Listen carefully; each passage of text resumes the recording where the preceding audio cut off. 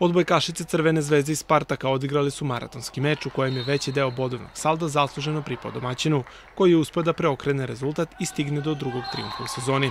Meč je obeležio veliki broj grešaka na obe strane, a pobednika su odlučili strpljenje i dobar servis crveno-belih devojaka u presudnim momentima.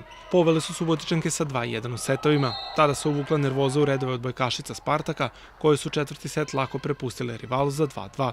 U petom setu pad koncentracije doveo je do toga da Zvezda povede sa nedostižnih 8:1 i utakmicu reši u svoju korist, rezultatom 3:2. Ovim porazom devojke Spartaka trenutno zauzimaju treću poziciju sa 5 bodova, dok se odmah iza njih nalaze crveno-bele sa bodom manje.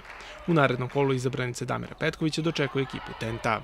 Ovu utakmicu samo psihologija dobila da smo igrali onako kao što smo igrali prvi i treći set, mogla je da bude i 3:1 za nas, ali to razlika između mogla je i bilo je velika u ovom trenutku.